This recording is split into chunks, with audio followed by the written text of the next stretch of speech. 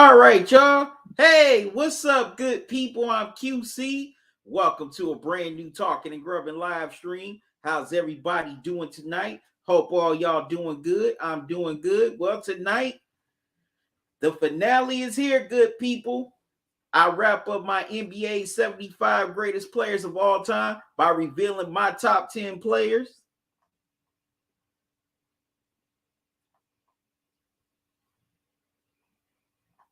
Yep, definitely got a lot of legends, Hall of Famers, some GOATs on this top 10. So you're going to enjoy it, and some of you may not enjoy it. Let me see who's in the chat first. What's up, Bruce? How you doing? Thanks for joining me. Said QC, could you go over the top 50 before? Bruce, man, I would, but I'm kind of pressed for time. So, matter of fact, after this, I'll post the list in the community on YouTube. Okay, Bruce?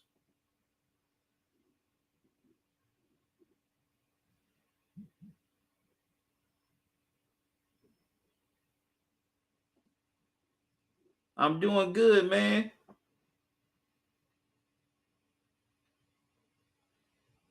Yeah. Yeah, that's just messed up about Baker. Say you feel the Bills gonna lose tonight on Monday Night Football. Say you feel the Titans better and they have the best running back. Say also Tanny is good, but not as good as Allen. Titans know he good enough. Say I grubbed on some pieces tonight from Domino's. It was only good, but not great. I haven't had Domino's in a while. Had some ice cream. It was good. What kind of ice cream, Bruce?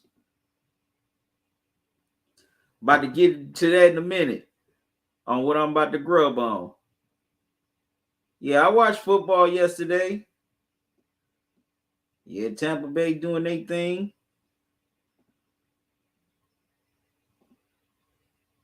Especially Tom Brady. Tom Brady still doing his thing. Yes, the NBA starting up tomorrow night, Bruce. I can't wait. Say you feel the Lakers got a shot if they stay healthy.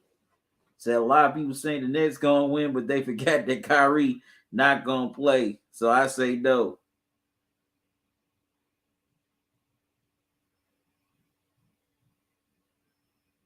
Yeah, I'm feeling good.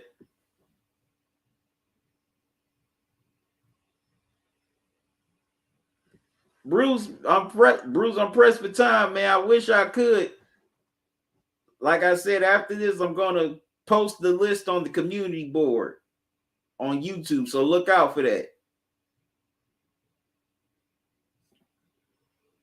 What's up, LT? How you doing? You said you feel the Nets can say I'm pretty sure the Nets can win without Kyrie. They got a good squad, and most of their talent got a lot of youngins, in my opinion. Yeah, it's a possibility the Nets can do it without Kyrie. Oh, okay, some friendlies, cookies, and cream. All right, now I haven't had that in a minute. LT, I work about on average 5 days a week. I work every I'm off every other weekend.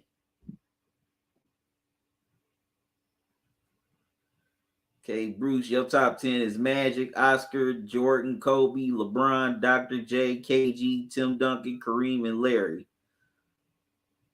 Not in that order. So I feel Michael's number one, LeBron number two. Okay. That's how some people feel. Some people don't even put LeBron in the top five.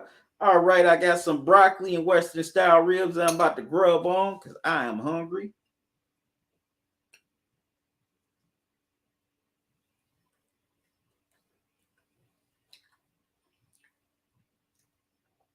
Yep, tomorrow the NBA tips off its 75th anniversary. So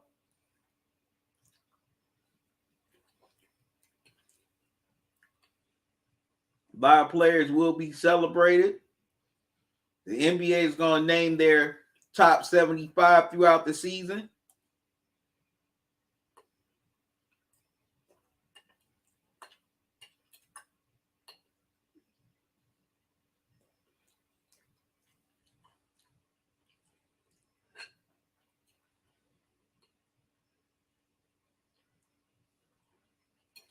So I can't wait to see who makes that list.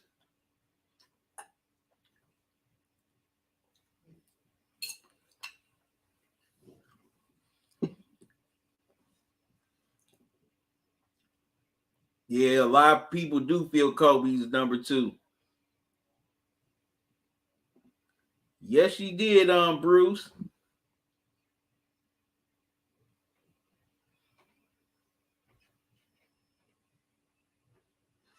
You say you can't cook, so you mostly get your food from restaurants. Okay.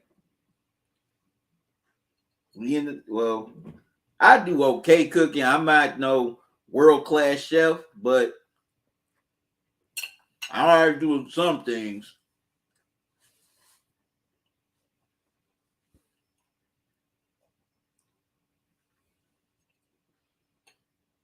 So we in a similar boat.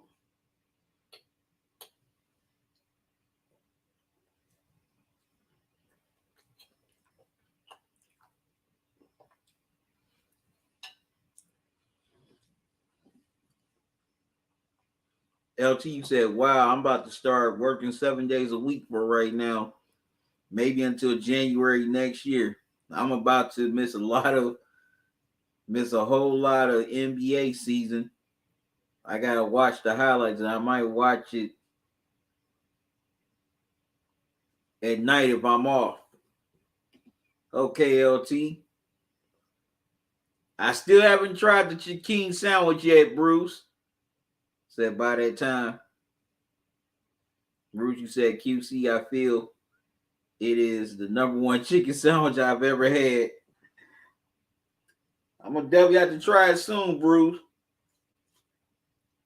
Cause you keep hyping up this sandwich, man.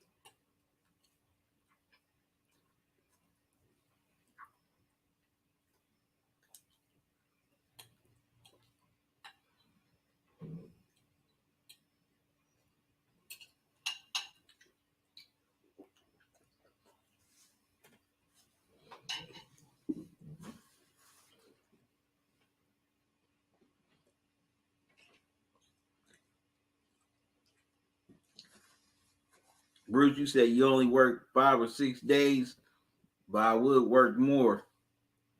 Said, but you can't get the hours. Oh, that sucks. Yeah, LT, I still work for the library. I still work for the library. Yes, I do.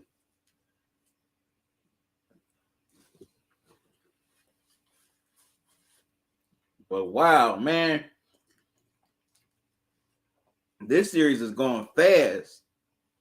I cannot believe I'm about to sit up and reveal this top 10 to y'all.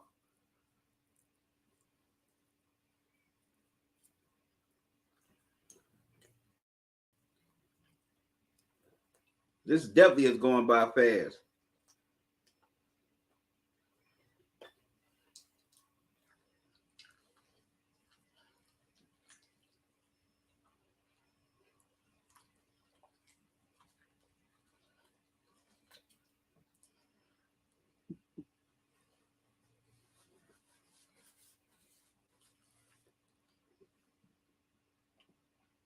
Bruce, you said QC, if I could work more than 40, I could get OT, but they won't pay it. Yeah, that sucks. What's going on, LJ? How you doing? You said, what are you eating? Eating some Western style ribs.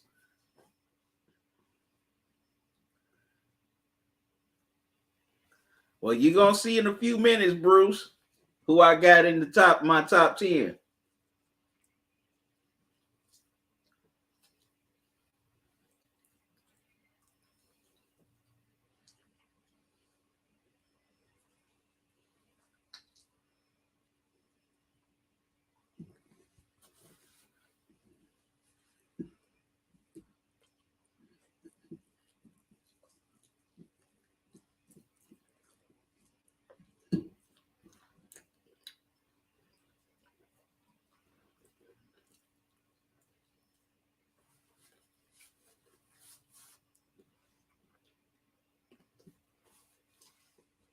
Bruce, you said QC, I feel you got to have Michael and Kobe and Kareem and Larry, hopefully Dr. J. No, Dr. J ain't on the top 10. So okay, eating good, ready for this NBA to start. Yeah. It starts tomorrow night. And I definitely can't wait. Definitely want to see how the Lakers do with LeBron, AD, and Westbrook. Can the Nets win it all this year, even if they don't have Kyrie?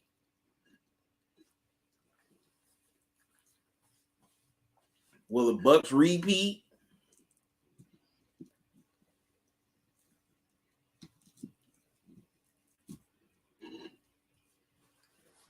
Or can the Clippers finally get it together and break through? See, also LeBron, but I know you could not have KG. No, KG ain't on there either.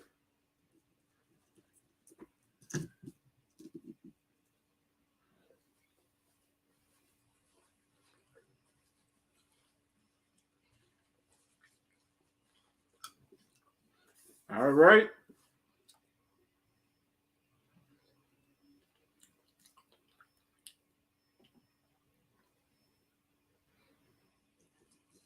Just about to get underway with this reveal.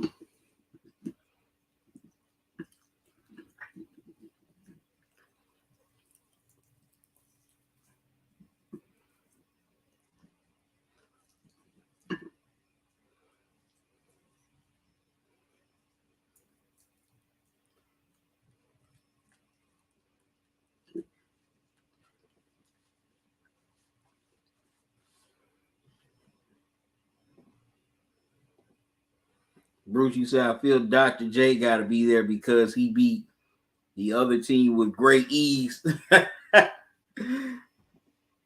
All right, now, if you want to donate to this platform, there's 3 ways of doing it. You can donate via super sticker or super chat while I'm live here tonight, or you can donate via Cash App or PayPal. Excuse me. Here's the Cash App cash tag. That's $ Talkin and Grubbin. Also, here's the PayPal email address. That's talkingandgrubbin@gmail.com. Any donations you give to the platform, I greatly appreciate it. I'm very grateful to all those who have shown support towards this platform, past or present. I greatly appreciate it from the bottom of my heart. Thank you so much. Also, make sure you smash the like button. If you're watching on YouTube or Facebook, make sure you hit the heart icon if you're watching on Twitch or Twitter. All right. Here we go. The moment that everybody's been waiting for. I'm about to get into my top 10 of this NBA 75 greatest players of all time. And at number 10, I have Larry Bird. Larry Bird played, excuse me.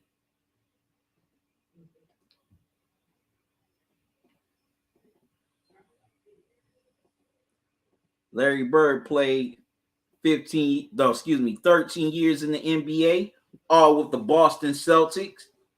During his career, Bird averaged 24 points per game, 10 rebounds, 6 assists.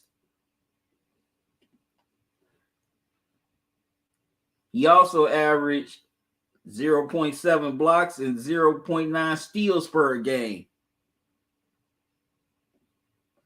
He ended up finishing with 21,000 points, 8,000 rebounds, 5,000 assists, as well as over 1,500 steals and over 700 blocks. Of course, he was a 3-time NBA champion. He was the finals MVP twice in 84 and 86. In 84 and 86, he was also, 3 years in a row, he was named MVP. That's rare. 84, 85, 86. He was a 12-time All-Star, All-Star Game MVP, named to the All-NBA First Team 9 times, named to the All-NBA Second Team once.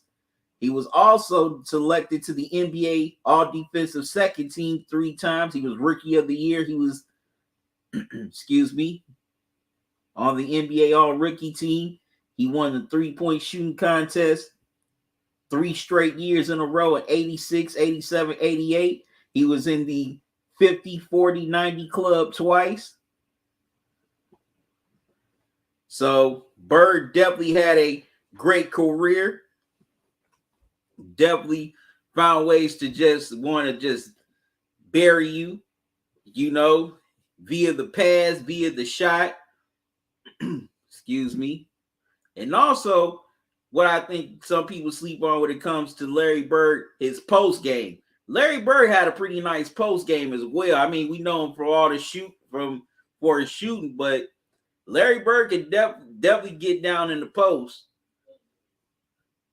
He was definitely a beast in the post, and I don't think his post game gets enough credit.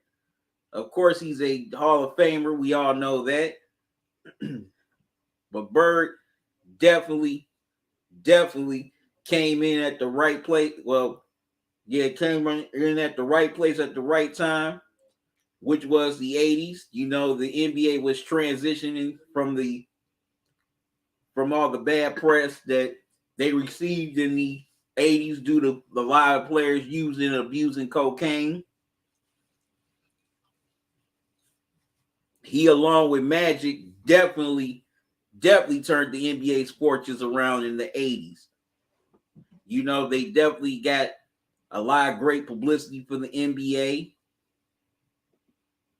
They definitely moved on from that drug use scandal of the 70s.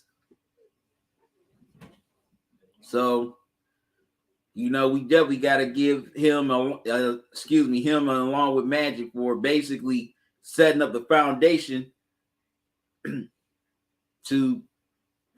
that turned around the NBA, because it wasn't for them starting it, the NBA would still kind of be where it was back in the 70s today.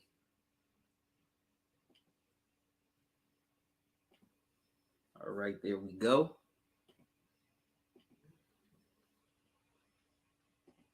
Okay, I'm seeing some of y'all in the chat. I'm going to get to y'all in a couple of seconds.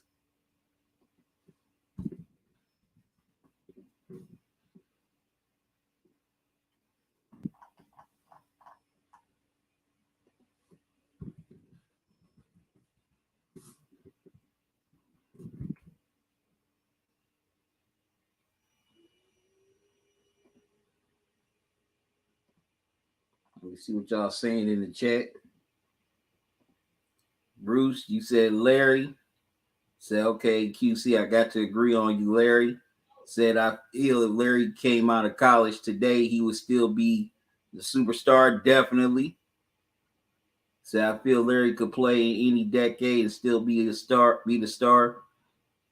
So he definitely top 10. And not only that, Bruce, Larry Bird would not only play in any decade, if he played in this era, in my opinion, he would definitely have a longer career if he was playing today, because let's not forget, injuries kind of limit Larry Bird's career. But if he were to play in today's game, Larry Bird would have definitely a longer career now. Because the NBA rules in a lot of ways benefit the offense more than the defense. So Larry Bird would definitely have a longer career in today's game. Yeah, a lot of people forget about his post play. People forget that man was a beast in the post. Yeah, he and Magic helped, turn around the NBA. He and Magic helped turn around the NBA. Like I said, it seemed like it fit all together at the right time. The 80s, the NBA was trying to move on from the cocaine scandal of the 70s. You had two of the biggest stars in college basketball at the time. They had played in the national championship a season earlier. And then they ended up getting drafted, number one to two of the most historic franchises in the NBA. Oh, yeah, that was a win-win for the NBA because they could definitely push and market the hell out of that, which they did. And they really definitely got a lot of people tuning back into the NBA again.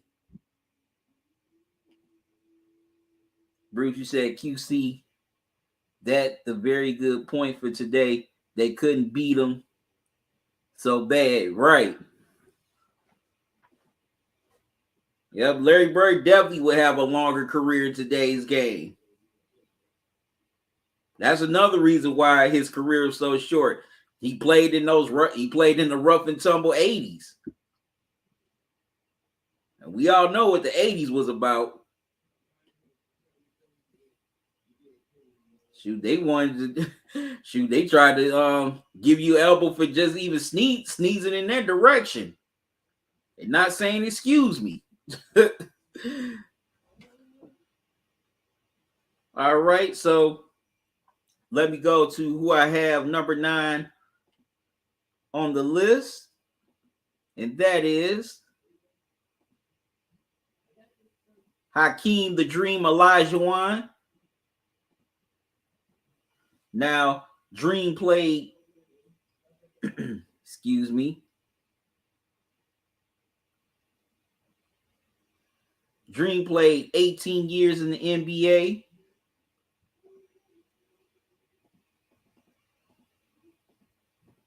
Making sure I got that correct. Yep, 18 years in the NBA.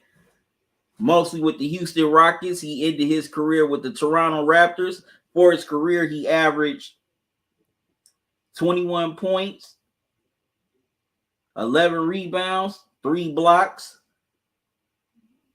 And he also averaged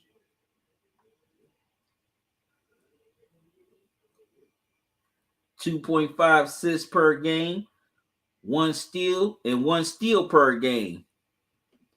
For his career, he ended up finishing with 26,000 points, 13,000 rebounds, 3 blocks, as well as over 3,000 assists and over 22,000 steals per game. Wow, that's just amazing right there. Of course, he won back-to-back championships with the Rockets in 94-95. He was also the finals MVP of both series, rightfully so, because he definitely did his thing, especially in that 95 finals. Also in 94, he was named NBA MVP. He was a 12-time All-Star. He was named to the All-NBA first team 6 times. He was named to the All-NBA second team 3 times. And also named to the All-NBA third team 3 times as well. He won back-to-back Defensive Player of the Year awards in 93 and 94. He was named to the NBA All-Defensive First Team 5 times and also named to the NBA All-Defensive Second Team 4 times. Of course, he was named to the NBA All-Rookie Team in 85. And back-to-back years, he led the NBA in rebounds in 89-90.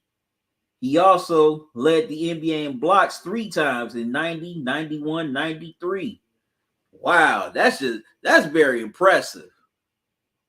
Man, the Dream definitely had a great career, Hall of Fame career, but man, he was definitely one of the best centers to ever play this game. You know, we definitely know about his post moves. You know, we all know about the Dream shape, but you know, we all know about his rebounding ability and definitely his shot blocking ability.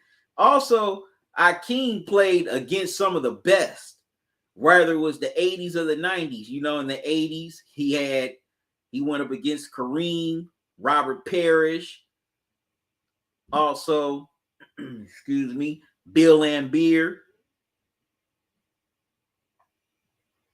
And then in the 90s, he started going up against, oh yeah, also David Robinson. Then he started going up against centers like Shaq, Alonzo Mourning, Patrick Ewing. And Dream definitely held his own against them.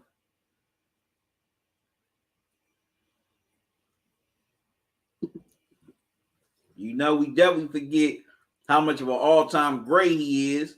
But one thing that ticks me off is that fans try to diminish Hakeem's championships just because Michael Jordan retired. And that pisses me off to a certain extent. How you gonna just diminish a man's accomplishment? A championship is a championship no matter what was the circumstances, excuse me. You know, it's not the Rockets' fault that Jordan retired. With Jordan gone, somebody was gonna win it. And it opened the door for other teams to contend and try to win a championship. So the Rockets, they won their championships fair and square, especially that 95 one. They won that as a 6 seed. So I can't get with people sitting up trying to, you know, dog Hakeem Olajuwon's style just because, oh, Michael Jordan didn't play. Those are just those Michael Jordan fanboys that say that. But basketball fans in general don't sit up and say that. You know, we just look at it like, hey, a championship is a championship. What you gonna do? They want, you know, the Rockets, they earned those back-to-back titles. You know, it wasn't their fault. So I definitely think, you know, Hakeem's title should definitely be held up in higher regard, especially that last one he won.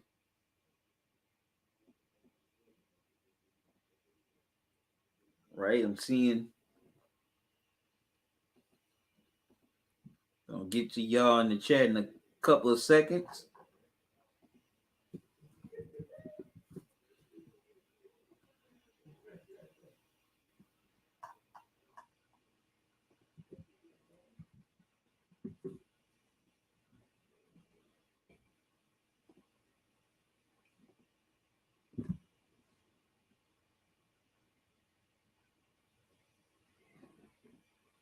Bruce, you said QC, I feel KD played in the 80s, he would be out after 1 year.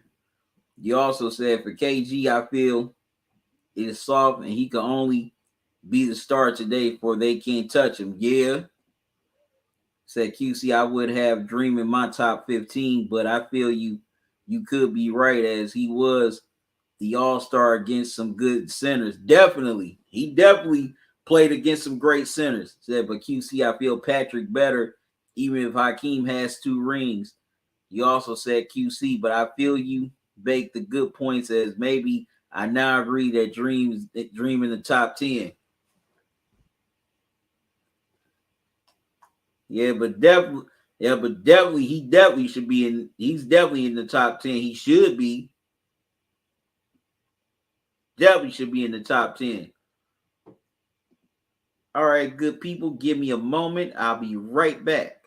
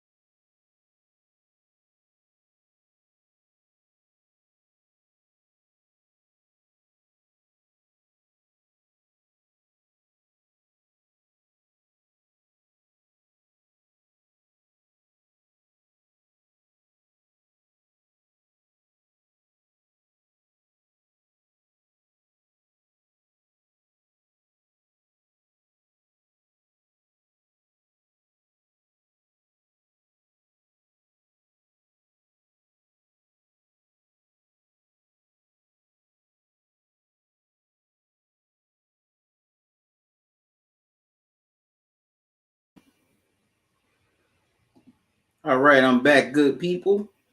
Got some dessert. I'm rubbing on this cheesecake here.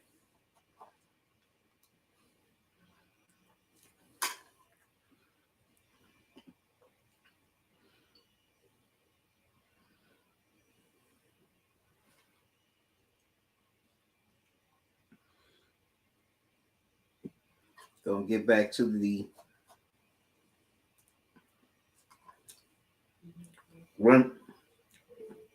rankings in a few minutes.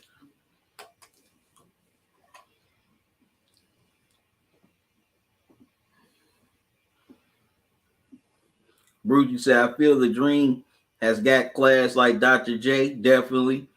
You also said, but you got to remember that that team had Clyde and he made life easy for the dream.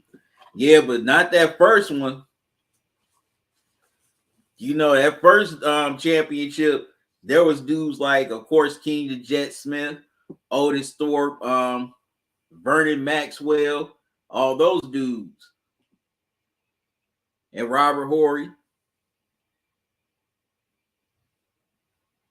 And Robert Horry definitely played pretty good for the Rockets. A lot of people forget.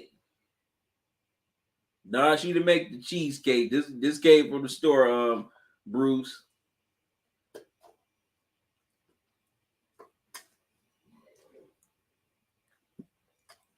But yeah, a lot of people forget Robert Horry was a pretty good player when he was in Houston. A lot of people just know him from the Lakers and the Spurs, but he definitely held his own in Houston.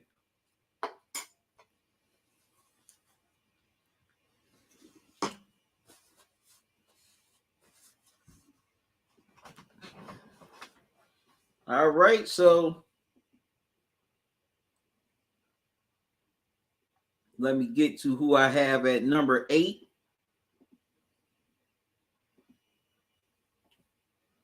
At number 8, I have the Diesel, Shaquille O'Neal. Now, Shaq played in the NBA for 19 years. He got drafted by the Orlando Magic in 92. He played there for 4 years. Then he went to the Lakers, played there for 8 years. Other stops, he played with the Suns, my Cavaliers, and the Boston Celtics. Throughout his career, Shaq averaged 23 points per game, 10 rebounds, 2.5 blocks. Also, he averaged 2.5 assists and 0.6 steals per game. For his career, he finished with 28,000 points, 13 rebounds, 2,000 blocks,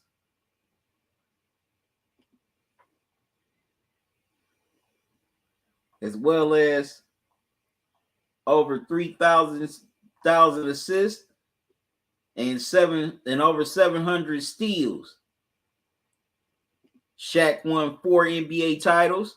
He won 3 with the Lakers, playing alongside the late great Kobe Bryant. Then he won 1 with D Wade in the Miami Heat. He was the Finals MVP of those 3 Laker titles in 2000, 2001, 2002. He was also named NBA's most valuable player in 2000. He was a 15-time All-Star, selected to the NBA All-First Team 8 times, selected to the All-NBA Second Team twice, and also selected to the All-NBA Third Team 4 times. Also, he was an All-Star Game MVP 3 times. He was named to the NBA All-Defensive Second Team 3 times. He was Rookie of the Year. He was selected to the NBA All-Rookie Team. He was a 2-time scoring champ in 95 and 2000. So, man, Shaq had a monster career, one of the greatest big men ever. So, none of these lights, good people. When Shaq was in his prime, man, he was a beast. That man was dunking and rebounding out the gym, especially in his Orlando days. You know, that was kind of my favorite Shaq. I mean, he was great in the Laker days, but I kind of like tall, slender Shaq. With with Orlando, when he was just throwing it down so hard it broke the backboard. I mean, come on, when's the last time you saw a big man do that? Just slam the ball so hard that the whole backboard just breaks down. We haven't seen nothing like that since. But Shaq definitely became more of a beast when he got with the Lakers and started playing with Kobe. But he was also a beast when he was playing with Penny Hardaway as well. And Shaq was just running, blocking, dunking, rebounding like it was nobody's business. Also, we all know he went up against great centers as well in Hakeem Olajuwon, David Robinson, Tim Duncan. Excuse me. We definitely can't forget that. We also forget about, Patrick Ewing. Rick Smith, he was an underrated center. He played for the Pacers. Very underrated. We don't give him his just due. Karl Malone. So Shaq went up against some pretty great big men during his era. But what really, really messed up Shaq, it held him back in a lot of ways, especially when he was with the Lakers. He would never come to camp in shape. He would spend the first half of the regular season getting into shape. If Shaq would have came in shape from the get-go when training camp would have started every year, Shaq would have had a longer career, in my opinion. I definitely think Shaq would have had a longer career because that caught up to him as he got older. And he started to pile up more injuries.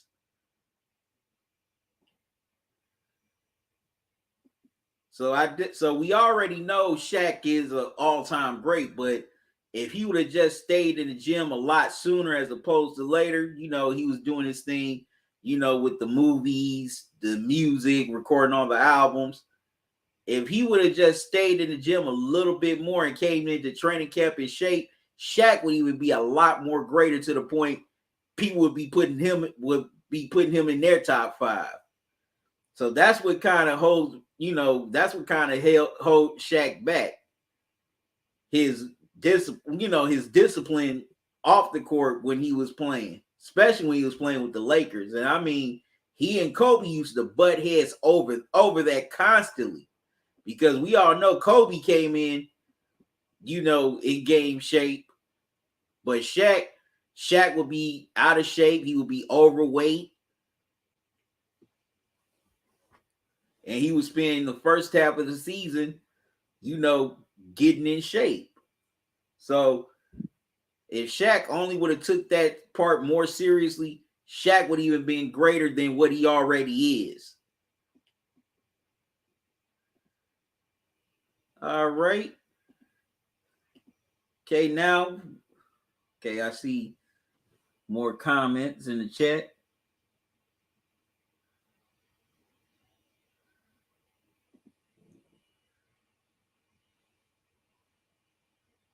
Yeah, I did. Oh, yeah. I definitely remember Shaq breaking that backboard.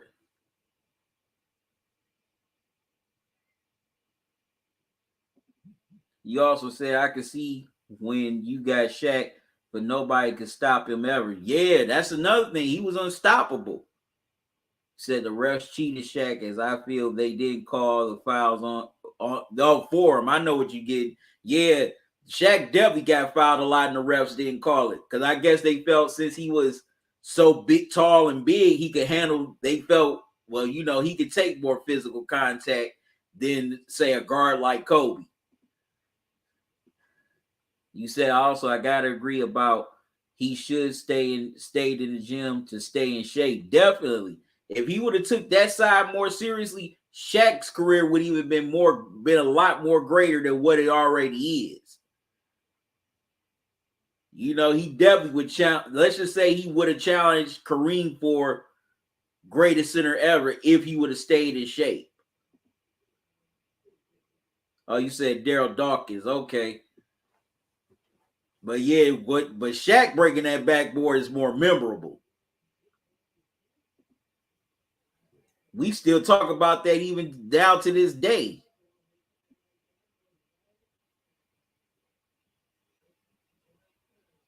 All right, I'm about to go to number, well, not just yet. Give me a few minutes.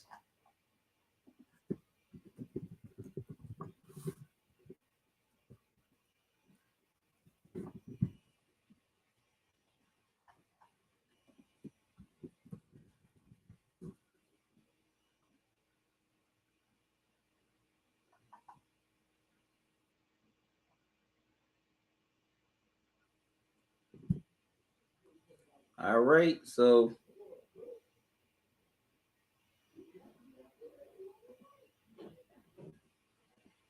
Bruce, you said I feel you 100 on that about Shaq. Definitely. All right, I'm going. All right. Let me reveal who I have at number 7. Oops, there we go. All right, at number 7, I have the King LeBron James. Now, LeBron is headed into his 19th season in the NBA.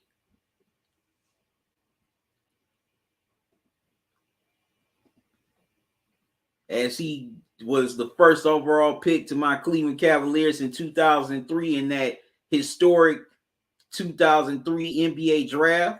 And he's just been doing his thing ever since. For his career, he's averaged 27 points per game, 7 rebounds, 4 assists, shooting 50% from the field, 34% from 3, and 73% from the line. Also, so far, he has over 2,000 steals and over 900 blocks. He's a 17-time All-Star, 3-time All-Star Game MVP. He's been selected to the All-NBA First Team a whopping 13 times. Been selected to the All-NBA Second Team 3 times. Also once to the NBA All-NBA Third Team, excuse me. He's also been selected to the NBA All-Defensive First Team 5 times. He did it for 4 years in a row. And was named to the NBA All-Defensive Second Team just once. Of course, we all know he won Rookie of the Year in 2004. Also named to the NBA All-Rookie First Team. He was the scoring champion in 2008. And just last year, he led the NBA in assists. Excuse me. We also know he's a 4-time NBA champion. He's been the Finals MVP of all 4 of those finals. He won 2 with the Miami Heat in 2012 and 2013. My Cavs in 2016, and just over 2 years, well, over a year ago, excuse me, with the Lakers. All right, so we all know LeBron is definitely going to go down as one of the all-time greats. Now, some people may debate that because of his finals record, which I think is kind of, in a way, is kind of silly, because some people kind of put LeBron over some players who don't even got rings or just have maybe a couple. Like, well, Larry Bird better than LeBron. Bird only got 3, while LeBron has 4. But some people don't complain about Jerry West being the logo and he only has 1 ring. But of course, yeah, you got your criticism of LeBron. Can you say he stacks the deck? Can you say, yeah, he may complain too much? Yeah, you could make an argument for that. But what player don't do it? And don't give me that Michael Jordan never did it, because he did. To all you Jordan fans out there, because y'all want to make Jordan more stronger and mightier than what he really is. He did his share of BS too. So I ain't going to play that game and just say, oh, only LeBron has done it and no other star has done it. That'd be asinine. But just like Bird, LeBron is one of the best small forwards ever. You know, he's definitely the one who really has revolutionized the point forward. Well, not revolutionized, but he made the point forward more in the forefront. LeBron is a small forward who plays more like a point guard. That's why I've always told people that I know that LeBron's a bigger Magic Johnson. Bigger and stronger version of Magic Johnson. Because not only he can score, but he also can distribute the ball as well.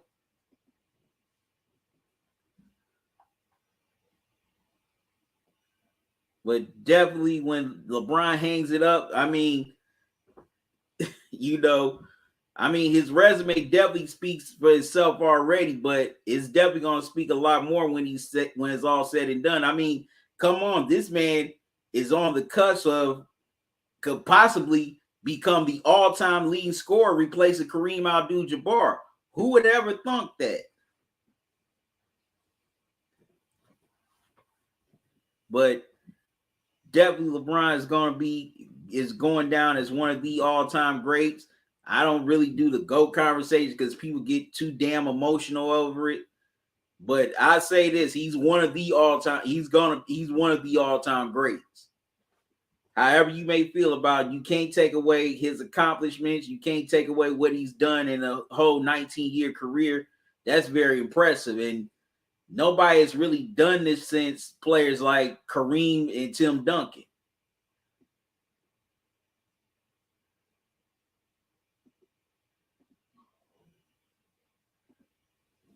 All right. Let me see what y'all saying so far. Bruce said LeBron. Said QC. I got to agree, but I feel LeBron higher, maybe number 4. You also said, but I feel you 100%. Make sure LeBron in the top 10 as he could play in any decade, be the star. What's going on, Blue Boat? Glad to have you back. So I got to disagree with this, my G. LeBron has put himself in that conversation around Rushmore. He is no lower than 5, in my opinion.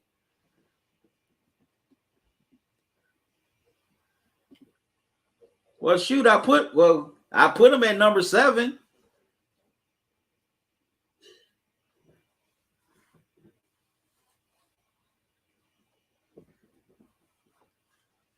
But yeah, I get what you're saying, Blue Boat. But him saying that ain't no different than Muhammad Ali saying I'm the greatest before he even won a title. Bruce, you said QC, I feel they don't know basketball as LeBron won the title for the Cavs. Say he beat Golden State by himself. No, I gotta disagree with you on that, Bruce. He didn't beat Golden State by himself. We got to give Kyrie his props too. Kyrie definitely was a beast in that series as well. And I'm not just talking about the shot he hit in Game 7. I'm talking about majority of that series. The only bad game Kyrie had was Game 2, but the other games, Kyrie balled out. Matter of fact, Kyrie finished with average about 25 or 26 points in that series. And at the time, until AD, that was the highest point average by a teammate of LeBron's in the finals. And that's including D-Wade and Chris Bosh in Miami.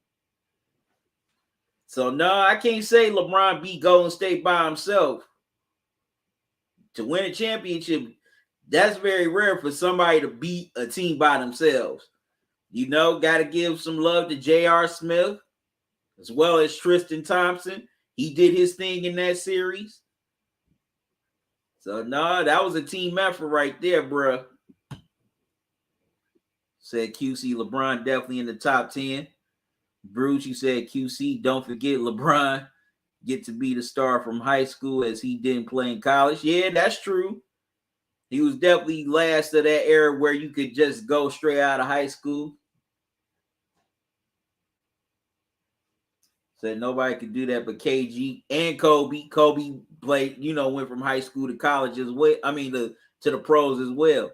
Said Blue Bow, I got to disagree on that with you. Said, but Blue Bow, I feel QC makes some good points. Said QC, you right about Kyrie. Bruce, you said QC, I got to say I'm wrong about that. You right about Kyrie. You said, but it's a double-edged sword with excuse me, but it's a double-edged sword with LeBron, in my opinion. He solidified himself top 10, but I feel like he is top 5, no worse. I can see your point on that. Saying Kobe, you right about you 100 about Kobe from high school to the pros. Yep. Kobe was another one that went from high school to the pros. And of course, Kwame Brown as well.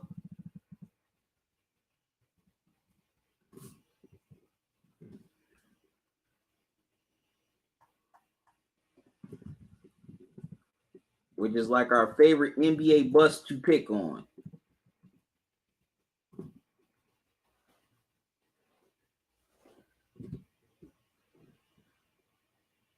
All right, make sure y'all hitting the like button as you come into the live stream. I want to know what y'all thoughts on these rankings so far. Let me know in the chat. I had someone heavily disagree with me earlier on when I did the 20 to 11. Blue Ball, you said don't forget Moses Malone. Moses Malone, I did that in the previous live stream. Oh yeah, that's right, Moses Malone.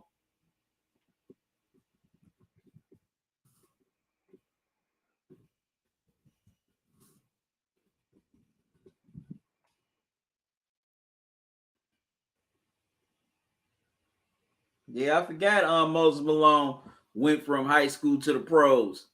But the difference was with that Blue Boat, that was the ABA. Then he went from high school to the pros. Yeah, but you're right. He did go from high school to the pros. And that was very rare anybody had done that during that era. Because most players would go to college, then go to the pros.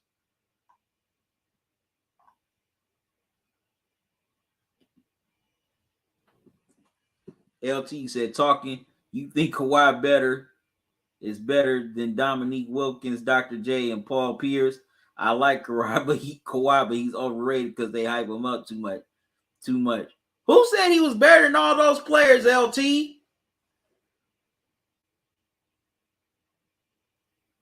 Kawhi definitely ain't better than Dr. J and Paul Pierce. Dominique, he's got Dominique by a slight margin. Very slight margin. But who says he's better than Dr. J and Paul Pierce? Man, Dr. J and Paul Pierce would definitely tear Kawhi up. Especially Paul Pierce. Paul Pierce definitely loved the challenge playing against other great players. Nah, he ain't better than Paul Pierce and Dr. J. Whoever said that, something's wrong with him. Something's very wrong.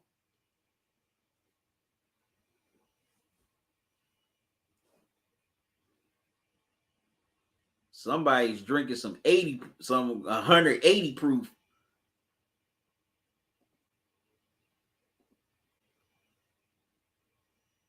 Right, make sure y'all liking the video if you watch it on YouTube or Facebook, and make sure you click the heart icon if you're watching on Twitch or Twitter. Excuse me.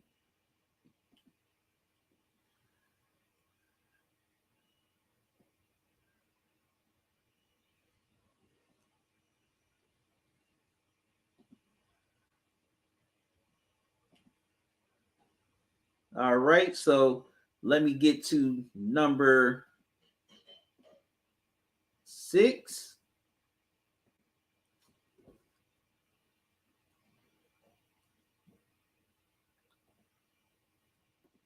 At number 6,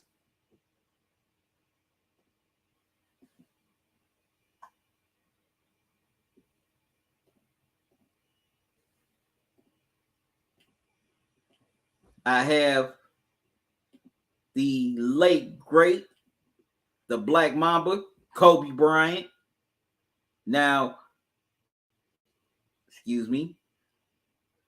Kobe played in the NBA for 20 years, all with the LA Lakers. For his career, he averaged 25 points per game, 5 rebounds, 4 assists, as well as averaging a 0.9 steals per game, 0.2 blocks per game.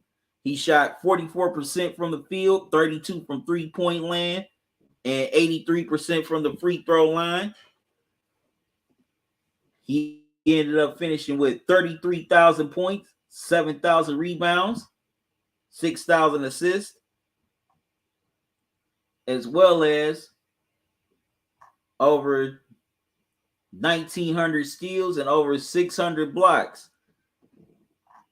He won 5 NBA championships with the Lakers in 2000, 2001, 2002, 2009, 2010. He was the finals MVP in the last 2 championships for the Lakers in 2009 and 2010. He was named most valuable player in 2008. He was a 18-time All-Star.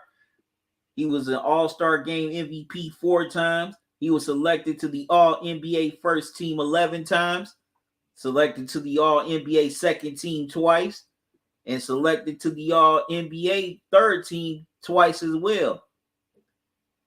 He ended up being selected to the NBA All-Defensive first team 9 times, while being selected to the NBA All-Defensive second team twice. Of course, he was the scoring champion in 2006, 2007. Won the slam dunk contest in 97. He was on the NBA All-Rookie team in 97. So, man, Kobe definitely had a great career. You know, a lot of people definitely still compare him to a younger Michael Jordan because he definitely got some of his moves, his style, you know, his whole makeup on the court from Michael. And we all know Kobe was coming with it. No matter what time of the game it was, first quarter, second quarter, third quarter, even overtime, no matter what, he just kept on coming, kept on attacking, no matter what. And we all know he definitely could just go off and have one of those games like he did when he scored those 81 points against the Raptors. Also, when he scored 60 against the Jazz in his final game of his NBA career in 2016. That was a great game to watch. That was a great game to watch. I was just glued to that game that night because I wanted to see him at least get 50. But he exceeded my expectations, 2 times by getting 60. But, as I did, well, if y'all followed me long enough, I did a video on the unsung champions a couple of years ago, and I put the 2009 Lakers on that list because I thought that team was unsung, and I said that this was Kobe's masterpiece. That 2009 title was Kobe's masterpiece. This really put him in that pantheon of all-time greats because he showed that he could win a title on his own without Shaq. And also, while that Lakers team was pretty good with Pau Gasol, Andrew Bynum, you had Trevor Ariza guarding the perimeter, Lamar Odom coming off the bench, as well as Shannon Brown and Sasha Vujacic. That team wasn't stacked. Well, I ain't gonna say stacked, but that team wasn't deep like the Lakers he had, when he won those 3 titles with Shaq. Of course, and also I almost forgot, you had Derek Fisher on that 2009 team as well, who was there with Kobe for all 5 of his championships. Let's not forget that he didn't win titles without Derek Fisher. But that was definitely, that 2009 championship was Kobe's masterpiece because he proved that he could get it done without Shaq. And also, he definitely pretty much dominated that series. A lot of people talk about that 2010 championship, but I think that 2009 title was a lot greater than the 2010 title because that really put Kobe. I mean, Kobe was up there, but that took Kobe to a higher level after winning that title 09 because he showed he could get it done without Shaq. And you know, it was just so shocking when we heard about we all heard about his passing last year, because at first I didn't believe it. My brother had called and told me. I thought it was like, you know, fake, you know, some internet stuff, because we've seen fake celebrity deaths on the internet. But then I turned it on Sports Center and they had it as breaking news, and I'm even though it's been over a year, that's still shocking about, you know, what happened to Kobe and his daughter, as well as those 6 other people. But definitely Kobe is definitely one of the all-time greats. He's gone, but we will never ever forget what Kobe Bean Bryant brought to the game and brought to us.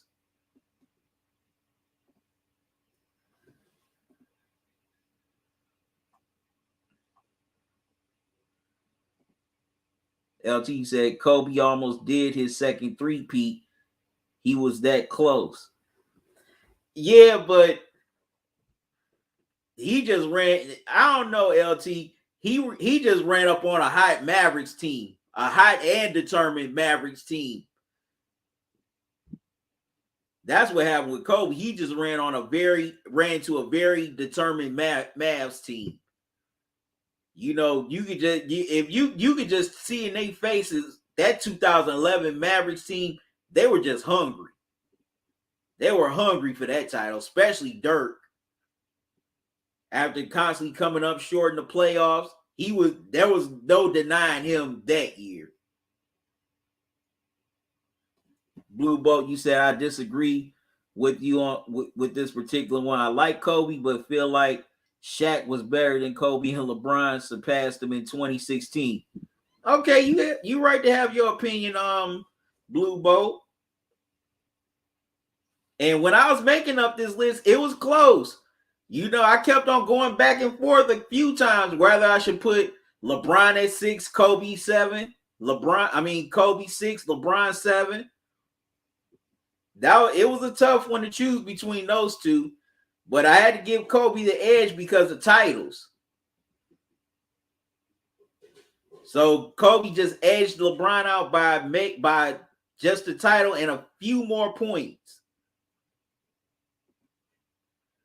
Bruce, you also said QC, I feel Kobe definitely got to be in the top 5, but I feel you 100 to have him in the top 10.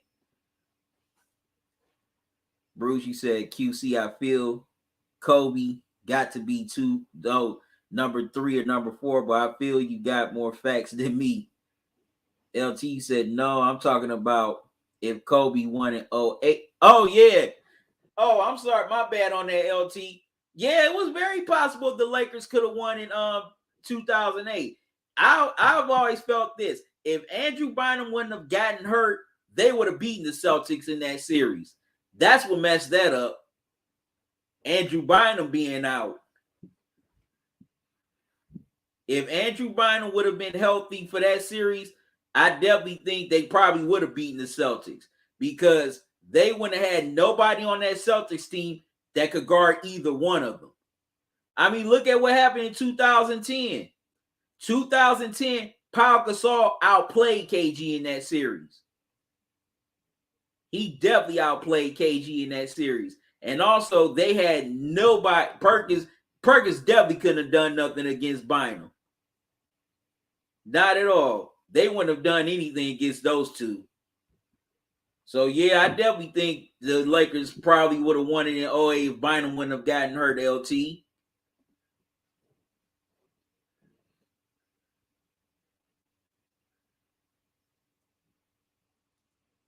I had to revisit that Blue Boat. Said, you asked me, does LeBron move up when his career is done? It all depends what he does before he hangs it up. Can he win another championship or two? Can he at least get into get to at least second in all-time scoring? Maybe if he doesn't surpass Kareem, that'll definitely be up for debate if he can do stuff, do a couple of those things before it's all said and done.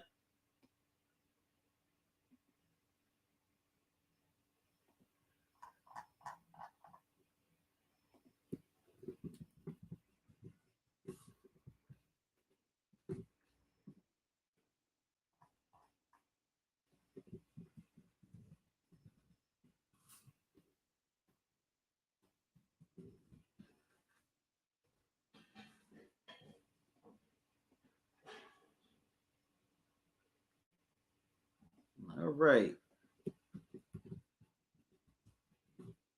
Also,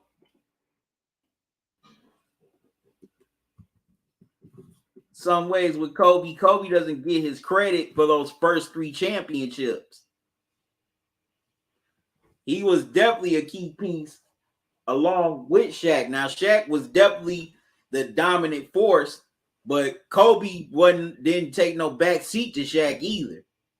I do think Kobe doesn't get his credit, get his just due on the first 3. Definitely doesn't get his just due. All right, we are getting down to it. Okay, I'm about to reveal who I have at number 5.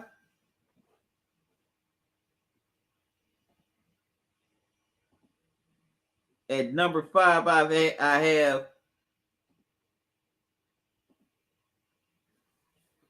Earvin Magic Johnson. Now, we all know Magic Johnson played,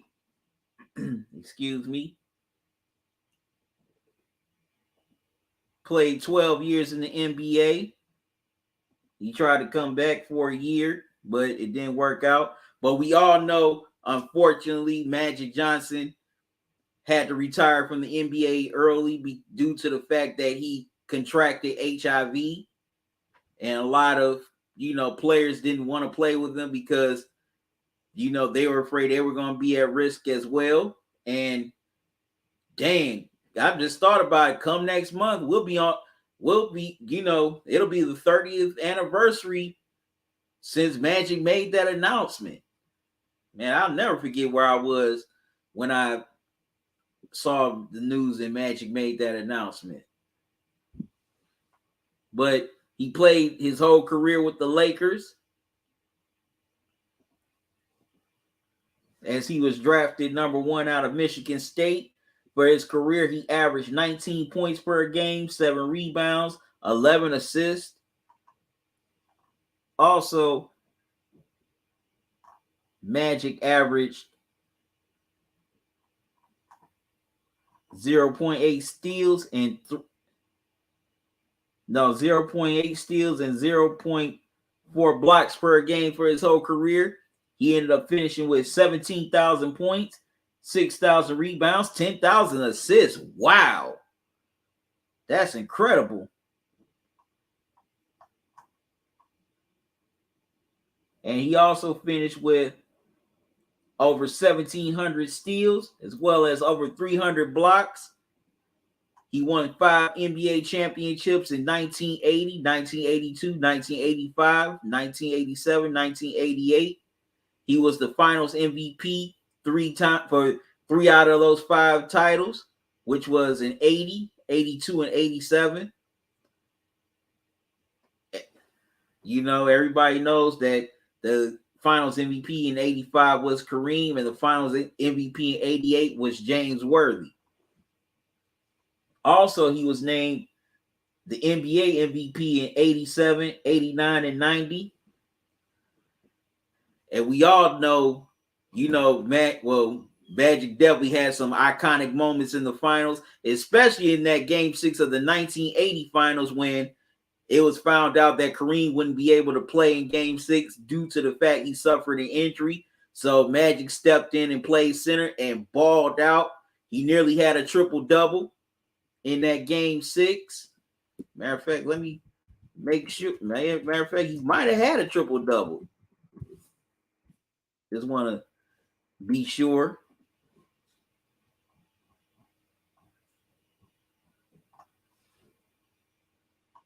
Well, he almost did have a triple-double in that game 6.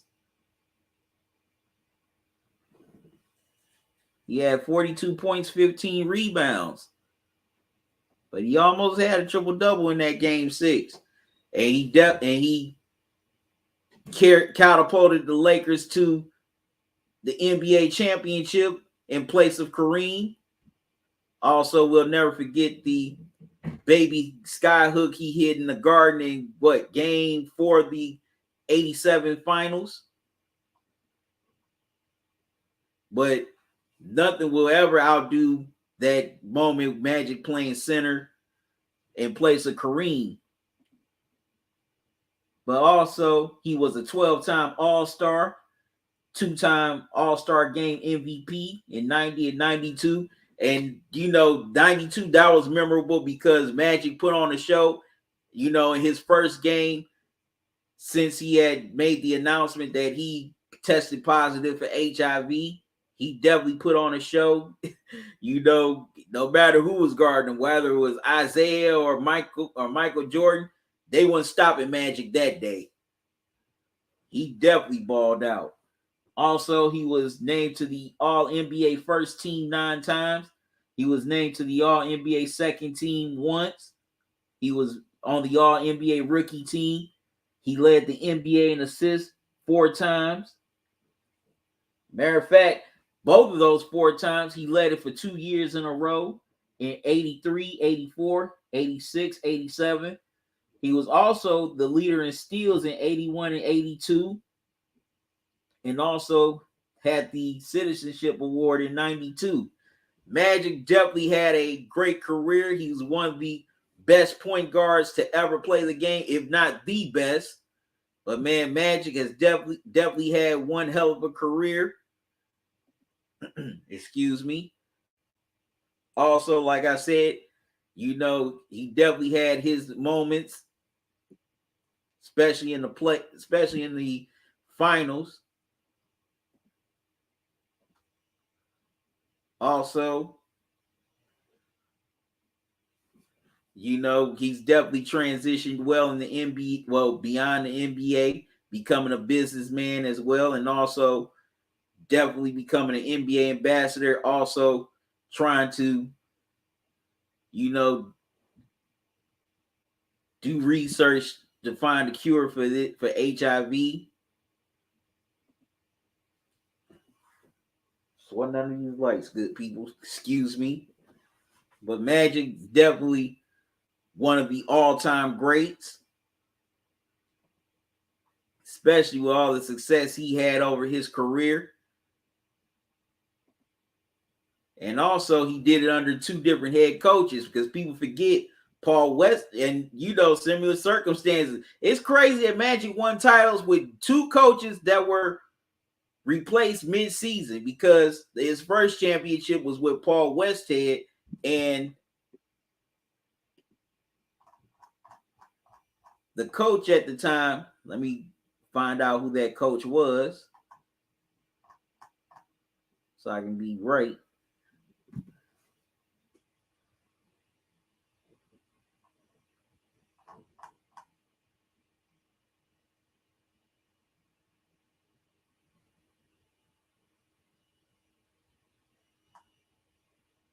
It was Jack McKinney who he ended up replacing due to the fact that McKinney, ended up getting seriously hurt in a motorcycle accident.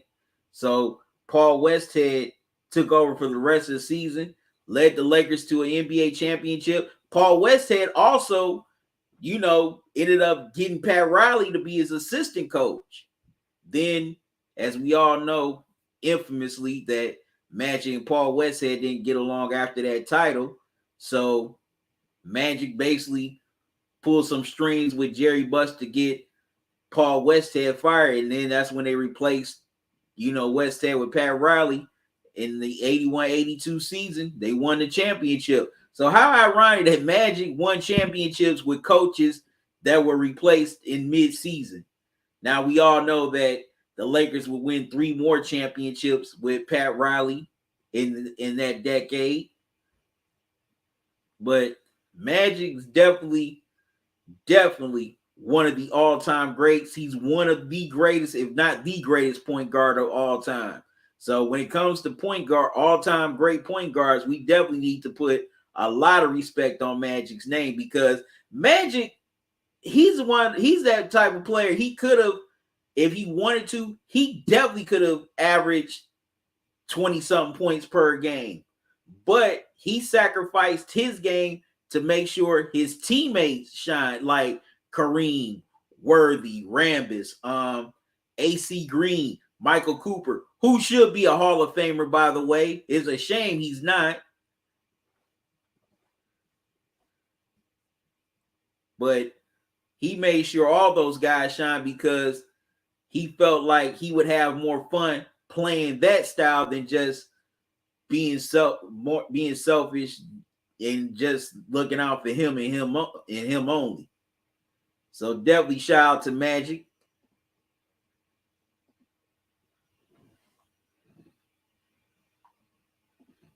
Bruce said QC Magic only 5. So I feel he got to be number 1 or number 2. So I feel Magic got to be number 1 or number 2 player in any decade in basketball history. So I feel Magic could be the number 1 PG, the SG if he wanted to. Yeah, you're right. He could play just about all positions, Bruce. He could definitely play all 5 positions if he wanted to. Like I said, he and LeBron are. That's why I always compare LeBron to Magic. LeBron and Magic definitely are definitely similar to each other. They can play well. I don't think LeBron can play center. That's just my opinion. But other 4 positions, LeBron could do pretty cool in, except center. But both of them definitely like to distribute more than score. Both of them can score, but they decide that, hey, it'll be better this way if I'm facilitating and distributing and you getting your scores than me getting mine.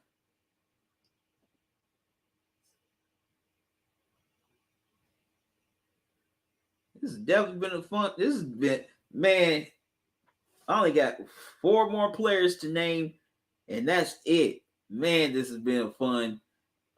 This has been a fun series, man. This has been a very fun series to do.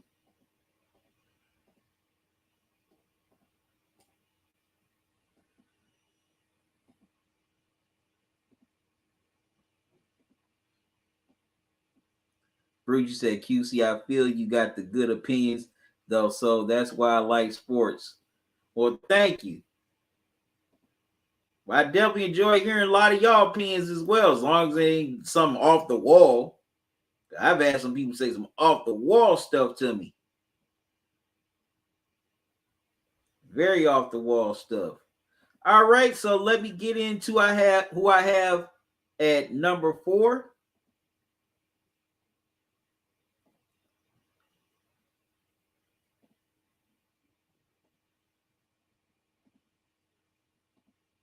At number 4, I have Mr. Fundamental, Tim Duncan.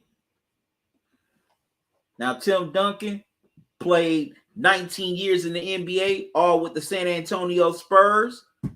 For his career, he averaged 19 points per game, 10 rebounds, 3 assists. Also, he averaged 0.7 steals per game and 2.2 blocks per game.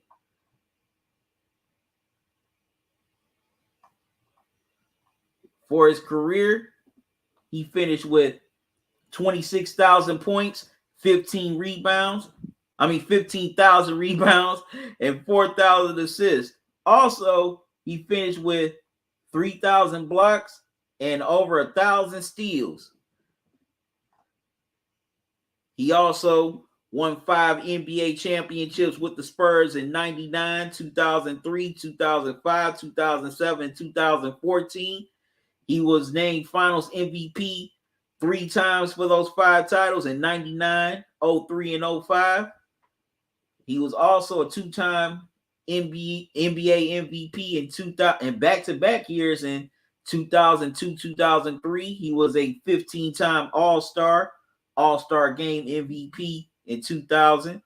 He was named to the All-NBA First Team 10 times, named to the All-NBA Second Team 3 times, and named to the All-NBA Third Team twice. He was also named to the NBA All-Defensive First Team 8 times and named to the NBA All-Defensive Second Team 7 times. Of course, he was Rookie of the Year 98. He was on the All-Rookie team. He was NBA Teammate of the Year. Excuse me. And we also know he recently just got inducted into the Basketball Hall of Fame this year, rightfully so, man. Tim Duncan is, to me, the best power forward to ever play. Because, man, Tim Duncan can beat you in a lot of ways. He could beat you with the jump shot. He could beat you in the post. He also could beat you with that bank shot. Man, that bank shot was just dangerous when Tim Duncan was at the top, was in his prime. He was just killing people with that bank shot, boy. Like it was nobody's business. But he can rebound, of course, block shots. But the main thing that really stood out with Tim Duncan was his passing. You know, of course, we all know Tim Duncan could get his points all day and night, but he really enjoyed passing the ball to, you know, his teammates like a Tony Parker, Manu Ginobili, Bruce Bowen, Robert Horry, Avery Johnson, you know, who he passed to hit that game-winning shot in the 99 finals to help the Spurs win their first championship. Also, you know, later on, Patty Mills, Boris Diaw, Kawhi Leonard. Tim Duncan was just the all-around team player. You know? And it's a shame that Tim Duncan really didn't get more hype when he was playing because, you know, a lot of media felt he was too quiet, he was too boring. But, I mean, come on, that man was a top 10 player in the NBA who deserved a lot more love as a player. But they felt like since, you know, he wasn't flashy enough, they couldn't market him. But you could definitely mark somebody like a Tim Duncan. I could never agree with that. I could never get why that they really didn't try to at least give Tim Duncan a little more push. But like I said, Tim Duncan is one of the best, is the best power forward to ever play the game, in my opinion. You know, he's a Hall of Famer now. He's one of the all-time greats. And he definitely made a mark on this NBA during his 19-year career.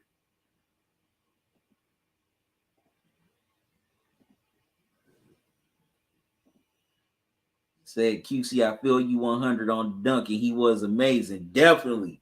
Duncan definitely was amazing. Definitely was amazing. He is definitely an all-time great.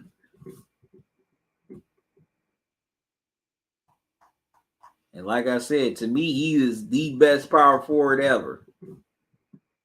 Now, people might disagree with that, but hey, that's your opinion. Then, you know, hey, I'm fine with that. But all right, good people, I got to step away for a moment. Got 3 more players to go. Don't want to miss who I reveal. I'll be right back.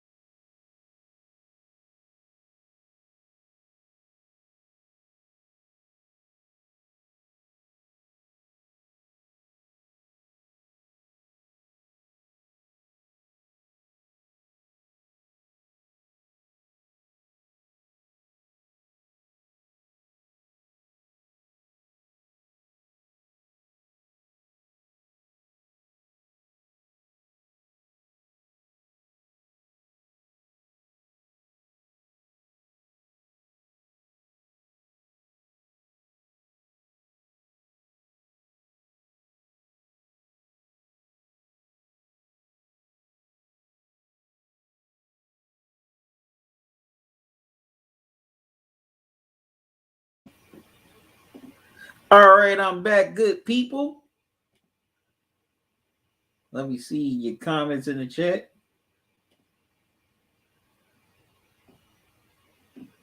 He also said, I feel Pops was a good coach for him. Definitely. Said QC Duncan always played the right way and made no mistakes. For the most part, definitely.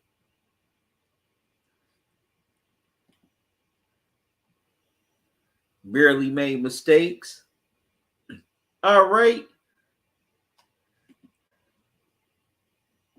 Got 3 more players to reveal, so let's do it.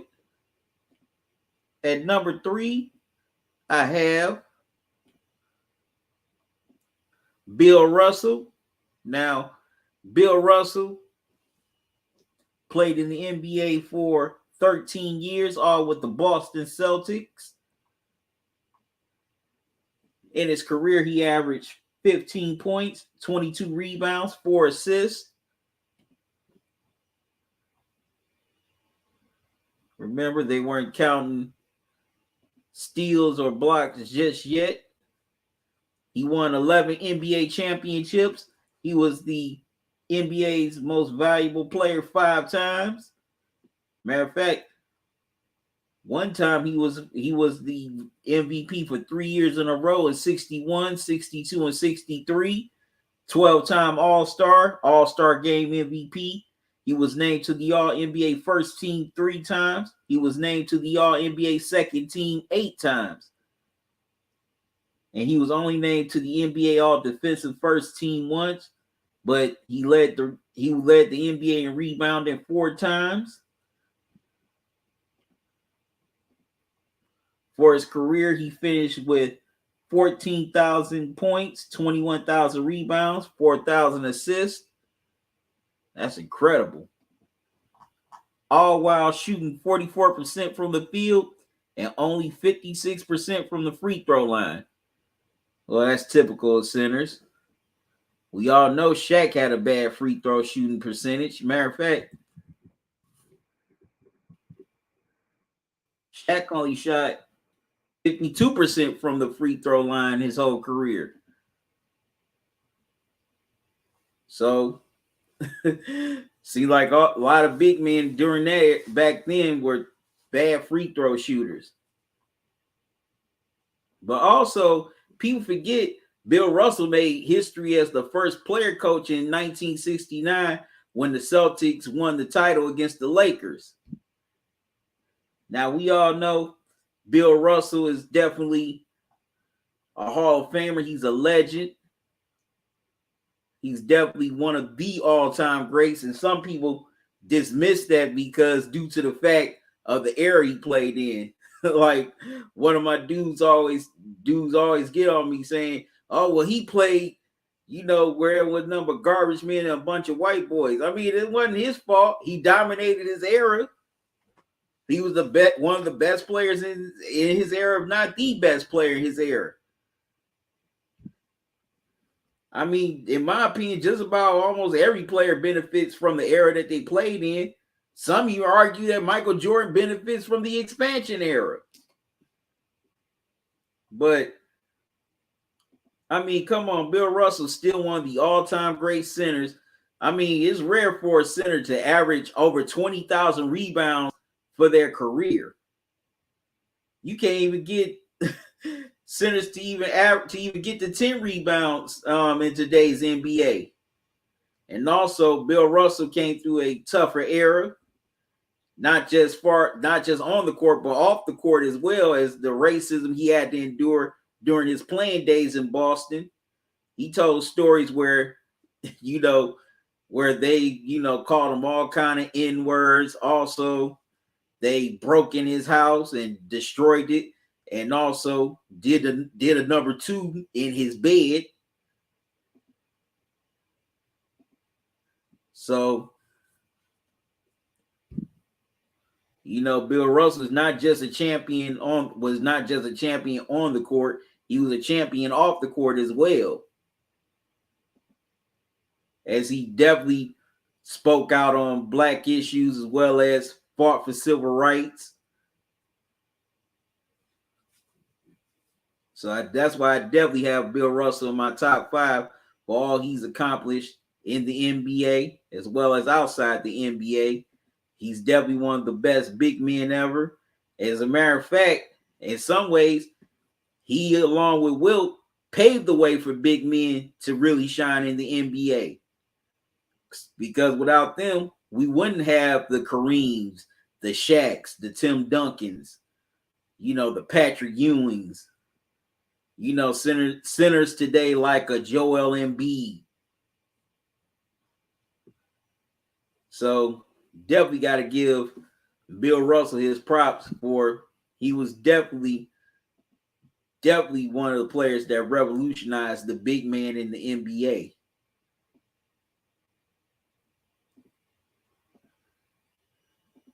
All right.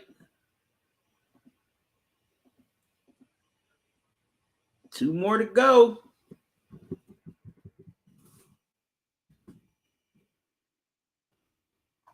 Man, I can't believe this is about to wrap up. Man, this is going by so fast.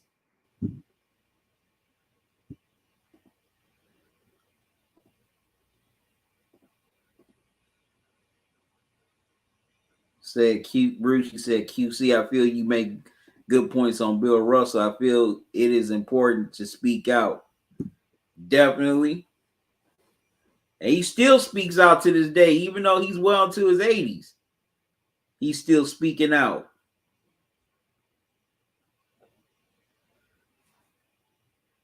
All right, now number 2. Some of y'all may agree with this, some of y'all may not, but hey, I'm just putting the disclaimer out there. This is my list. So at number 2, make sure everything together. There we go. So at number 2, I have Michael Jordan. Oh, shoot.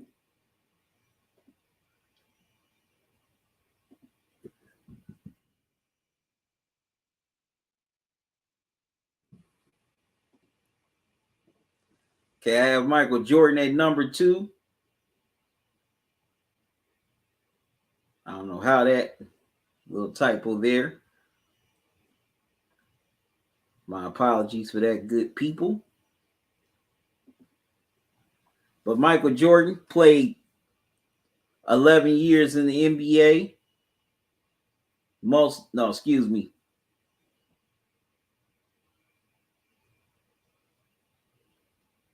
Altogether, Michael Jordan played 19 years in the NBA, mostly with the Chicago Bulls, then a brief stint with the Wizards. Well, 19 years on and off, excuse me. For his career, Jordan averaged 30 points per game, 6 rebounds, 6 assists. He also averaged 1.4 steals and 0.4 blocks per game. We all know Jordan won.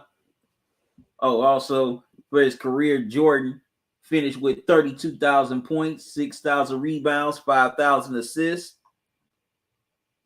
as well as over 2,500 steals and over 800 blocks. We all know Jordan won 6 NBA titles with the Bulls, 3-peated twice. He was the Finals MVP for all 6 of them. He won the NBA MVP 5 times. Also, he was a 12-time All-Star, won the All-Star Game MVP 3 times. He was named to the All-NBA First Team 10 times, only named to the All-NBA Second Team once. He was named NBA Defensive Player of the Year in '88. He was selected to the NBA All-Defensive First Team 9 times. Of course, he was named Rookie of the Year, made the All-Rookie team. He was the NBA scoring champ 10 times, where a lot of those times he led it for years in a row. His first time, he led it for 6 years in a row. Then his second stint, he led it for 3 years in a row. He led the NBA in steals 3 times. Also, of course, won the slam dunk competition twice. Now, we all know Michael Jordan is one of the greatest players of all time. A lot of folks like to argue and say he's the GOAT. I don't get, like I said, I don't get into the GOAT conversation because a lot of people get too doggone emotional when it comes to their guy. And also, there's no nuance. There's no room for disagreement. It's like it's either this way or that way. You can't have both. So that's why I don't do the whole GOAT conversation, because people just get so upset upset if you don't say Michael Jordan's the GOAT. And that's how it shouldn't be. This is supposed to be a conversation, not nothing to get emotional over. But Michael Jordan is definitely one of the greatest players of all time, if not the greatest. That's y'all. Well, I'm gonna leave that to y'all. But Michael Jordan definitely made a major impact in the game. He was definitely the first NBA player to be global, just to be recognized all over the world. And also, it made the NBA global as well. You know, Jordan definitely took a franchise that was nothing like the Bulls and made it into a championship caliber team along, well, not just him, but as well as Scotty and all the other players on those teams. But he was the driving force behind that. But now the Chicago Bulls is one of the most respected franchises in the NBA, historic as well. But Michael Jordan definitely, definitely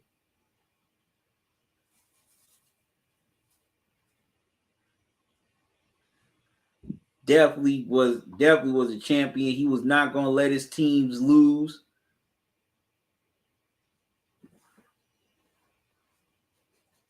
I mean, look at that 98 NBA. Well, of course, we know about the flu game, but look at that 98 NBA finals. You know, he and that Bulls team was just running on film, especially in that game 6, as close as that was. But, you know, Michael got the now classic steal on Karl Malone on the double team with Dennis Rodman, went down the court and shot one of the most iconic clutch shots in NBA history. And that ended up netting the Bulls their sixth championship, in their final championship of that era.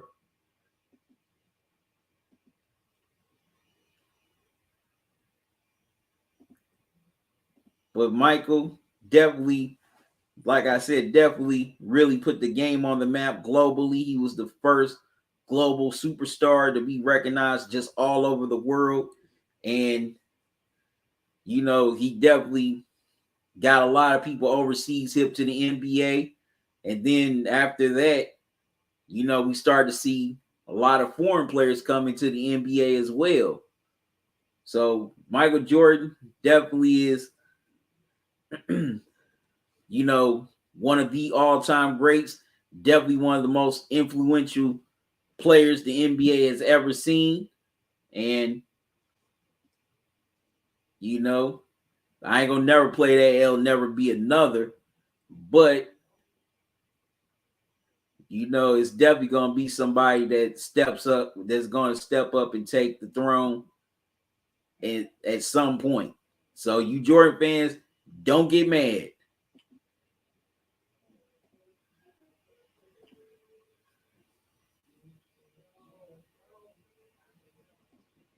Bruce, you said I wish MJ would do that. I mean, speak out. Said QC Boston, a racist town. So I feel you need to say that too. Yeah, Boston definitely has had a history of racism, Bruce.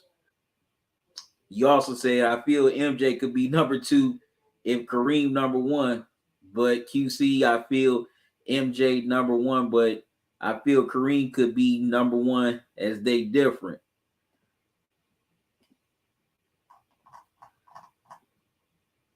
Possibly. All right. Man, unbelievable. One more player to name. And I'll tell y'all who that player is after I come back, as I gotta step away.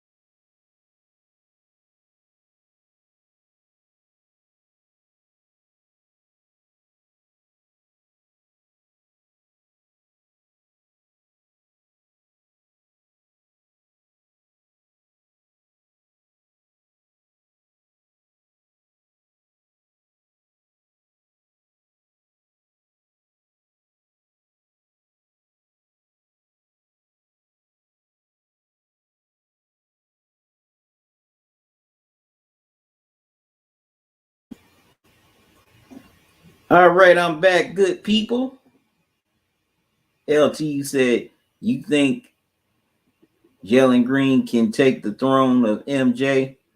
We'll have to wait and see on that, LT. All right, so here we go.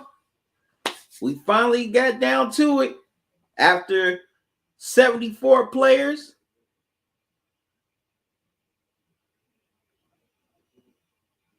Are you ready to find out who number one, who's who I have as the number one player of all time on my 75 greatest players of all time list? All right, here we go.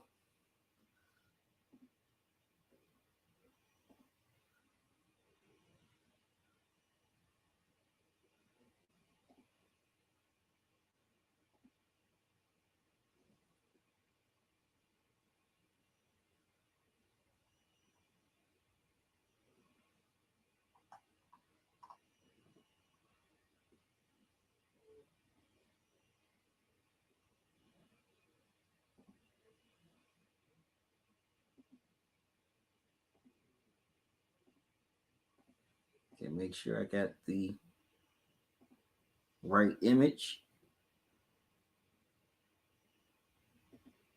All right, so drum roll. At number one, I have Kareem Abdul-Jabbar. Now, Kareem played 20 years in the NBA. He played some of it with the Milwaukee Bucks, then finished his career with the LA Lakers. He's the all-time scoring leader in NBA history as he averaged 24 points per game, 11 rebounds, 3 assists. Also, Kareem averaged 0.9 steals and 2.6 blocks per game. He shot 55% from the field, only 5% from 3-point range, and 72% from the free throw line. And Kareem definitely has a great resume. As we all know, he's a 6-time NBA champion, 2-time Finals MVP. You know, he won one Finals MVP with the Bucks in 71, then won another one with the Lakers in 85. He was named NBA MVP 6 times in his career. A couple of times he was named in back-to-back years. For example, he was the MVP in 71, 72, as well as 76 and 77. 19 All-Star. He was on the All-NBA first team 10 times. He was on the All-NBA second team 5 times. He was named to the NBA All-Defensive first team 5 times, while being named to the NBA All-Defensive second team 6 times. Of course, he was Rookie of the Year. He was on the All-Rookie first team. He led the league in scoring twice. He led the league in rebounding once. Also, 4 times he led the NBA in blocks. So Kareem definitely had an extensive career, a great career, and an even greater resume for his career. He finished with 38,000 points, 17 rebounds, 5 assists, and he also finished with over 1,100 steals and over 3,000 blocks. So, man, Kareem definitely had a great career. Well, had a great career. And he was actually the first player to play that long in the NBA. You know, that was unprecedented back then to play 20 years in the NBA because most guys were out by their at least a little bit after their 10th year. But for Kareem to go that strong and in a lot of those eras, that's remarkable. Very remarkable.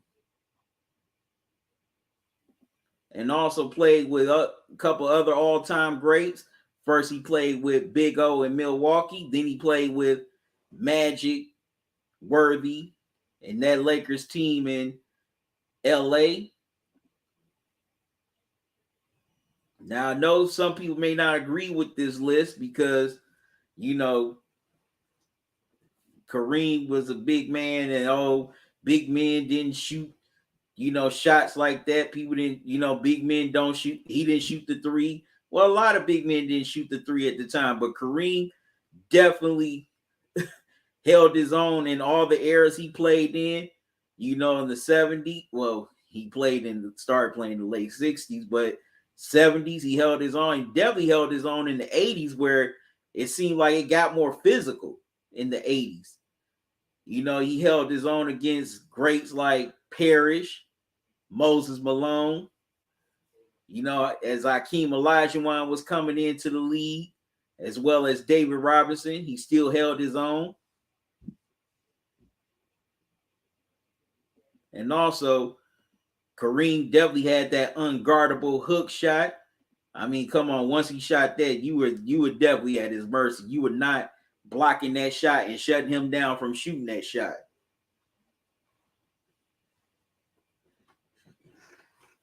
But Kareem is the all-time scoring leader.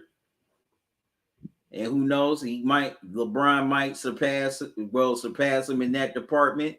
But just like Bill Russell, Kareem wasn't just doing it on the court, he was doing it off the court as well. Speaking out, be involved, definitely being involved in activism, which he still is to this day.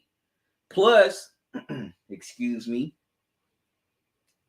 it's a shame that Kareem really didn't get the hype more back in his day, but it was due to the fact a lot of the media felt he was aloof, didn't care. They felt he wasn't media friendly. That's why they in some ways, they pump up Jordan more because they feel he's more media friendly.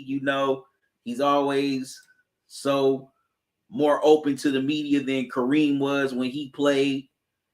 And that's why that's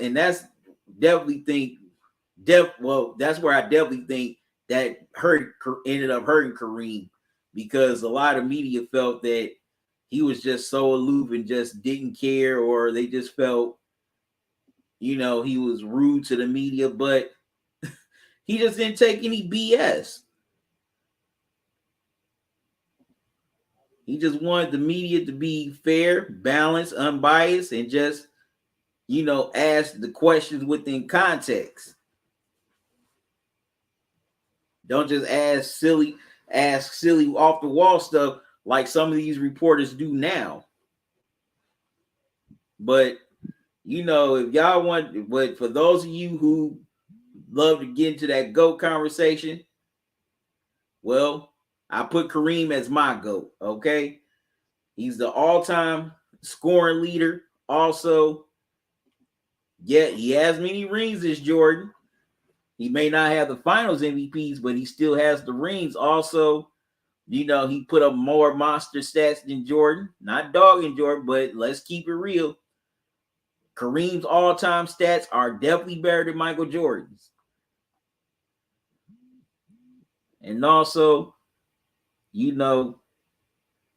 it's definitely rare to win the MVP. And also, and more I think about it, he's got more MVPs than Jordan does. Jordan won it 5 times. Kareem had won 6 of them. And altogether, Kareem was named to the All-NBA defensive team 11 times. And he also led the league in rebounds 4 times.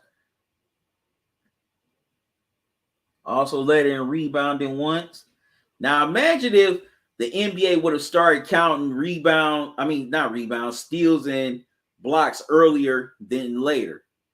Kareem might have definitely been the leader in blocks if they would have been counting it back then.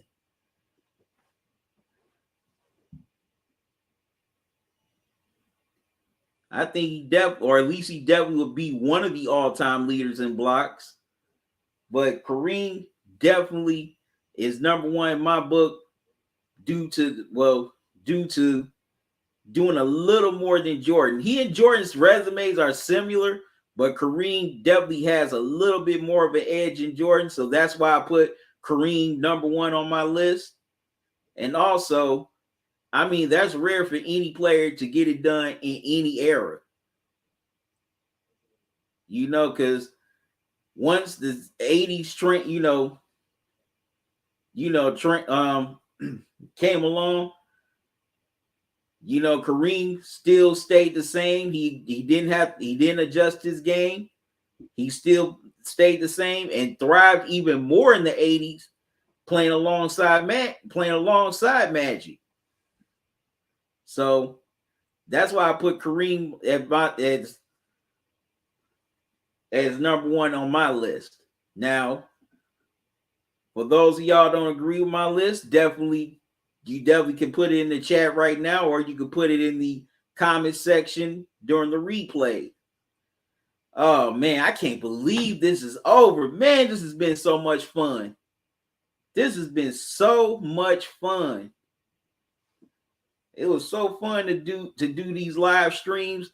I've had a lot of fun, even though it was so hard to compile this list, because there was so many great players who have contributed a lot of memories. They've made history, broken a lot of records in these last 7 decades. But hey, there can only be 75. And then after this, the NBA won't do this list again for another 25 years, and it'll be the NBA's 100. Wow. Unbelievable. So we got to wait another 25 years to do this again, good people, after this NBA season. What's up, plugs? How you been, man? Thanks for joining me. How's everything going?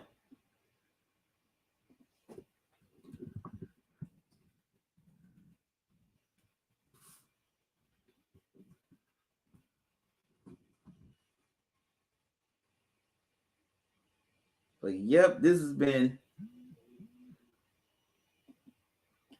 a fun series to do. I've definitely enjoyed doing all these live streams for all of y'all. And I can't wait for this NBA season to tip off tomorrow.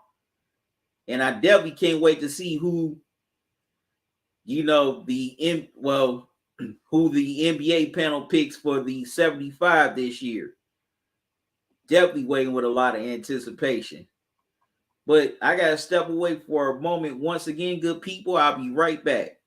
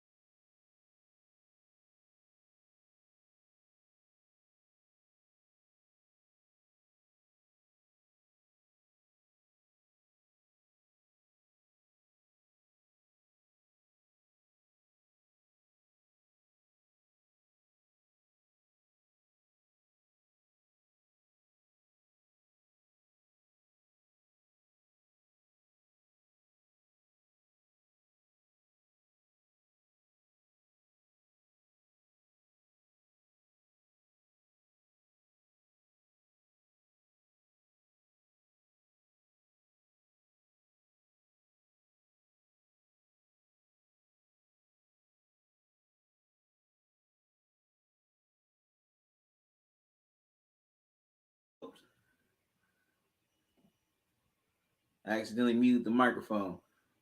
So Plugs, you said I'm doing good, just chilling. Been metal detecting and finding good stuff. Yeah, Plugs, you said I should do a top 10 in each position. That's a lot tougher to do, Plugs. Lot tougher. That's a whole lot tougher. But man, I can't believe this live stream this series is done. This went by quick. Very quick. Can't believe how fast this is going.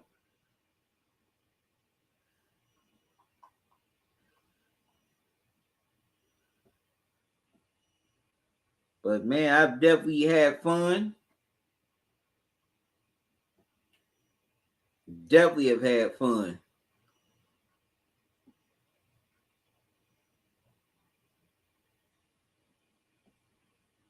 Just giving my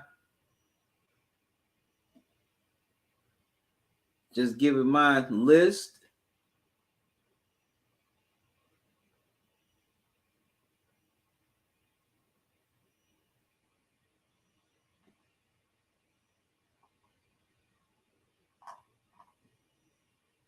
Of who I think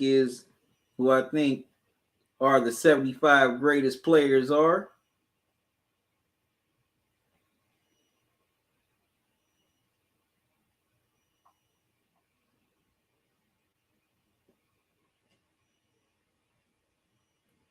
Man, this list was 2 long months of work as I went back and forth on this list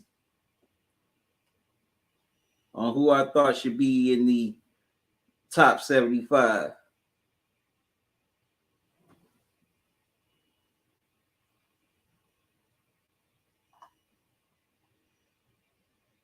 Definitely had to think long and hard.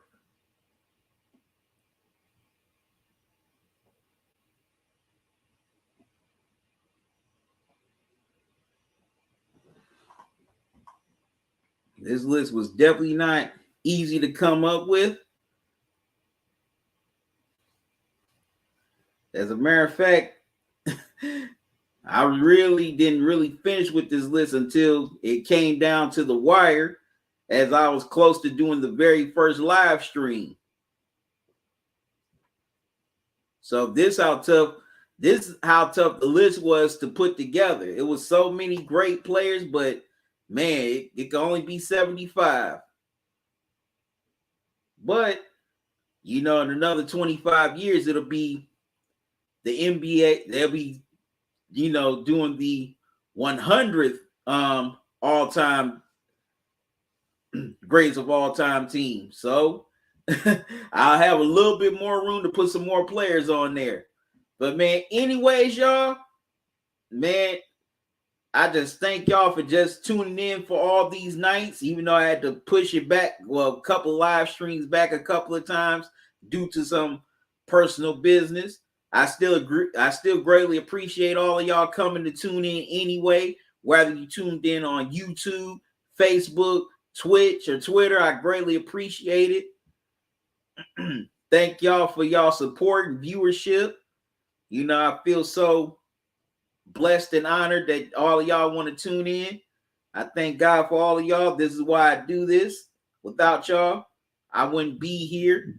So I definitely just thank all y'all for constantly coming to listen to me run my mouth, watch me eat as usual, and just conversate with me in the chat. And I can't wait to do all this again tomorrow night for the NBA tip-off doubleheader. So that's going to start at 7 o'clock. It's going to be the Nets and the Bucks. The Bucks get their rings, raise the banner. Then a little bit after 10 is going to be Warriors and Lakers as LeBron and Steph, AD, and Westbrook battle against Curry and the Warriors. Those are going to be some great games to watch. I can't wait to see how it all unfolds tomorrow night. But I thank y'all for joining me once again. Thank y'all for joining me for all these live streams. It was a fun series to do. I greatly appreciate it. Yeah, Nate, I'm about to go off in a few minutes, man. But how you doing?